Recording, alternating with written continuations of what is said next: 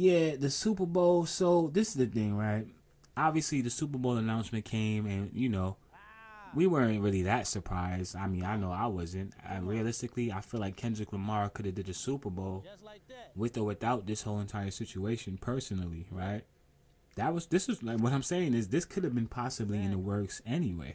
Without a not like us, a Super Bowl from Kendrick Lamar is very, very possible still, right? Like we have to know this, right? I have to say this because I don't think a lot of people do know that. And based off of the shit that I've been hearing and some of the stuff I've been seeing and reading, clearly a lot of y'all had Kendrick fucked up. If y'all thought he was gonna go to the Super Bowl halftime show and only have Not Like Us as a performance, fam, like what did y'all think? Have you not seen all of the other performances, fam? Did you not see the Mr. Morale and the Big Steppers tour, fam? They said that was his worst album. And he grossed, it was the highest grossing hip hop album of all time. Pardon me, tour. The album was great, but the tour, it was the biggest selling tour. So you got to look at these things and ask yourself, like, all right, so realistically, fam, this was probably going to happen anyway. As a matter of fact, it already did. Kendrick Lamar is no stranger to big stages and big performances. New Orleans, obviously that's where the Super Bowl is going to be taking place, which, then adds another element to the whole situation, right? Because Lil Wayne, another one of the GOATs in the game, make no mistake about it, let's be very, very clear. Kendrick Lamar is the reason why I appreciate hip-hop music the way that I do today. But Lil Wayne is probably the reason why I even started rapping and wanted to actually become a rapper myself, right? When I was going through that phase is what I'm saying. Obviously, I found there's another way, right? Podcasting, I figured it out, fam. You can get on this mic and make an impact with your voice without, I'm saying? There's other ways to go about it. But what I'm saying is this, fam. Wayne has a strong influence on Willmatic TV as well. Let's make no mistake about that. I had Wayne on repeat on nights where I should have been like studying type shit. Like, you understand what I'm saying? I failed a lot of tests listening to Lil Wayne and shit, like fucking around trying to really freestyle some shit when I could have really been locked in on that math assignment. Obviously, listen, I have nothing but respect for Wayne. Wayne is one of the greatest of all time, man. There's no way around it. His contributions, everything that he brought to the game, trendsetter, and obviously there's a lot of Lil Wayne babies in the game today, right? When I see guys like Playboy Cardi and Lil Uzi Vert, and all of these guys are derivatives of basically some form of a blueprint that Lil Wayne had laid down at some point. I say all that to say this. Kendrick got the Super Bowl this year, fam. And that's just the bottom line, fam. That is the only conversation that we need to be having right now. Wayne, you ain't get the Super Bowl, and listen, we get it. It's in your hometown. It's in New Orleans. Like, we absolutely, completely understand why Wayne would feel slighted, not getting the Super Bowl, not getting that call, you know what I'm saying, in his hometown. But at the same time, what I'm saying is this, fam. They called Kendrick. They called Kendrick Lamar, fam. It's not a bad choice or a bad pick. Now, if they would have went and got Post Malone or something like this, Jack Harlow or something like this, alright, yeah, absolutely, fam. We would be having a completely different conversation on this episode right now if that's who they went and grabbed. But that's not what happened here, fam. They went and they got Kendrick Lamar. They got Kendrick. That's what they did. They got Kendrick for the Super Bowl, fam. What is the problem here? Or is there a problem? Obviously, this has been developing, over the course of several months now, since we've gotten the announcement. Wayne went on a goddamn, damn near he went on a damn press run to basically make it clear to everybody that, he felt slighted and he felt, like he was betrayed or he was hurt because he didn't get the Super Bowl to a certain degree. Like, damn, nigga. You not gonna congratulate? He's been a supporter of you when you know what I'm saying? It's been moments where when Wayne, announced retirement at a certain point and Kendrick took to the internet to basically remind people that just like me, he too is a student of Lil Wayne and grew up under that. And basically, listen, man, it's somebody who he's actually emulated in music, over the years on several different mixtapes, coming up as K-Dot. Wayne's flow is something that, is synonymous with Kendrick Lamar to a certain degree. The influence has always been there is what I'm saying. And basically Kendrick Lamar there's never really been any, indication that Wayne and Kendrick has ever had an issue. As a matter of fact, they've done songs together, Kendrick is on record saying, basically, Wayne, to a certain degree, is probably responsible for kind of getting shit popping for TDE to a certain degree. Back when J-Rock was at the forefront of things and, Kendrick was just the little hype man and shit running around with J-Rock, right? J-Rock is absolutely underrated as fuck, right? By the way, like, sometimes I go back and I discover old J-Rock verses that I ain't hearing shit. J-Rock was on some shit. Kendrick has credited Wayne with basically like blessing them with the verse that kind of got shit popping for them, on a record titled All My Life.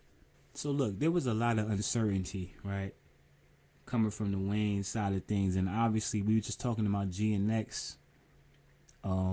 Kendrick definitely addressed the situation. I'm not going to say he addressed Lil Wayne because he said Wayne's name on there, but so the bar on the album is, I used to bump the car to 3, I wore my rollie chain proud, the irony.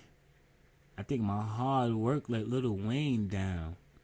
In other words, damn, dog, like, I'm really a fan for real. You understand what I'm saying? So, for me to be in a position, like, where I'm winning, and I see it's kind of affecting you in some way, you know what I'm saying? That was basically just the acknowledgement. So, Lil Wayne finally actually, basically is addressing this. Apparently he was on the Skip Bayless podcast, the Skip Bayless show. Nigga Skip using Lil Wayne for views and shit, fam. Well, I see what's going on. That nigga Shannon Sharp is up right now over there. He got Wayne on. That's, Skip. That's like his man and all that, Wayne and Skip and shit. So let's hear what Wayne had to say. Let's hear Wayne on Skip Bayless talking about the G and X line on Kendrick Lamar's new album. Let's hear it. Okay, speaking of Super Bowl, I gotta hit you with this because this is just me, and I do love you, but I just remain baffled and angry over why the NFL did not choose you to play halftime of a Super Bowl that's going to be in your hometown. And I know you went through a lot with it, but now that your feelings have settled some, how do you explain their choosing not to ask you? Well, so I'll give you two, I give you both since I give you my general answer and then I give you the personal answer. So generally, I explain it. Generally, I just believe that, they, for whatever reason, I believe that it's over my head, meaning that's, I don't know why. I gotta step back in. Because I didn't see this. This is my first time watching this. He just said that apparently it was over his head. You mean, Wayne, are you talking about the NFL? When has that not been over your head? Right? In other words, was Wayne on a phone call basis with fucking Roger Goodell and shit? And the NFL like owners and shit? Like was he always able to just kind of pick up the phone like, maybe I don't know something here? I can't. I don't know why. Period. Yeah. Obviously, I believe that it'll be perfect. It's perfect, but I do not know why. But personally, the person I am, I mean, I straight look at it like you ain't there. You ain't there. You gotta get there. You gotta get there. You know how we skip. You know how we rock. You know you gotta have it. Come on, man. I mean, you're the GOAT. And it's New Orleans. It just makes no sense to me. I don't get it. Their politics played. I don't know. That's another part of it. I think there's things that I can't control involved in it. So that nigga said you're the GOAT. It is what it is. Skip Bayless. Are you better with it now than you were when it? What's your favorite Wayne bar, Skip? I'd have to put him on the spot right here, my boy. He on here talking he doing a lot of caping for Wayne and all that. We're not gonna act like. Listen, I need to hear some type of acknowledgement. Let's continue. First hit for who got it though. No, another GOAT. You seem better because I know at first you were pretty torn up about it, as you should have been. Wayne is sitting here talking about he wants to get to a point where I don't think that you're not at that point, Wayne. I just think that if Kendrick Lamar, during a year where clearly, he's achieving his highest heights and all of the accolades, the most accolades he's ever received in his career at this point, right?